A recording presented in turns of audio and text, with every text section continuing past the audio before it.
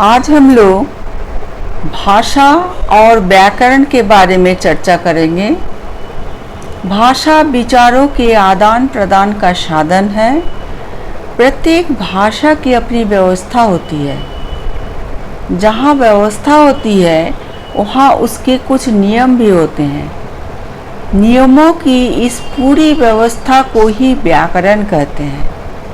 व्याकरण से भाषा के शुद्ध एवं मानक रूप का ज्ञान हो जाता है। भाषा की सार्थक इकाई वाक्य है। वाक्य से छोटी इकाई क्रमशः उपवाक्य, पदबंध, पद या शब्द, अक्षर, ध्वनि अथवा वर्ण होती है। व्याकरण इन सब की प्रकृति, रचना और प्रयोग विधि का ज्ञान कराता है। व्याकरण का ज्ञान भाषा का शुद्ध और प्रभावशाली प्रयोग करना सिखाता है। उच्चारण की प्रक्रिया समझने के बाद कोई व्यक्ति अपने उच्चारण को शिष्ट, मानक और अधिक उपयोगी बना सकता है। इसके साथ ही एक भाषा को जानने वाला व्यक्ति दूसरी भाषा का व्याकरण जानकर उसे शीघ्रता और शुद्धता से सीख लेता है। इस प्रकार भाषा के मानक रूप का ज्ञान प्राप्त होता है। उसका सही प्रयोग करने तथा भाषिक तत्वों का विश्लेषण करने में व्याकरण हमारी मदद करता है। अतः व्याकरण वह शास्त्र है जो भाषा में नित्य प्रति होने वाली त्रुटियों एवं मनमाने परिवर्तनों पर अंकुश लगाता है। अब देखेंगे कि व्याकरण के कितने अंग हैं। व्याकरण के निम्नलिखित 4 अंग होते हैं।